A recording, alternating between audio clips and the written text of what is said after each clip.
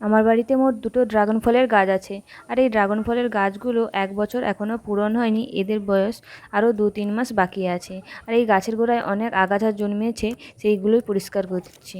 আর এই বালতিটা দেখো পুরো ভেঙে এসছে, এটাকে পরে আমি রিপোর্ট করব, এখন এই রকমই থাক। এই দুটো ড্রাগন গাছ প্রায় এক সময়ে লাগিয়েছিলাম, কিন্তু একটা বড় হয়েছে আর একটা তেমন বড় হয়নি। এই দুটো গাছের গোড়াতে যেহেতু অনেক ঘাস জন্মেছে, ওগুলোই পরিষ্কার করছি। আর ওগুলো পরিষ্কার করতে কী যে কাটার খোঁচা খেয়েছি কী আর বলবো। যে গাছটা একটু বড়, ওই গাছটার আগার দিকে ডালগুলো সরু হয়ে এসছে, তাই ওই ডালগুলো কেটে ফেলছি। আর এই গাছের ডালগুলো কাটার পদ্ধতিটা আমি তেমন জানি না, একটু আধটু ইউটিউব দেখে শিখেছি আর সেইগুলোই কাটছি। যে ডালগুলো একটু বেশি সরু হয়ে গেছিলো সেই ডালগুলোই আমি কেটে ফেলেছি। আর একটা যে গাছ আছে ছোট গাছটা, ওইটার গোড়া থেকে অনেকগুলোই ডাল বেরিয়েছে। এতগুলো ডাল রাখলে ওই গাছটার মতনই সরু সরু হয়ে যাবে, যে বড় গাছটা রয়েছে তার মতন।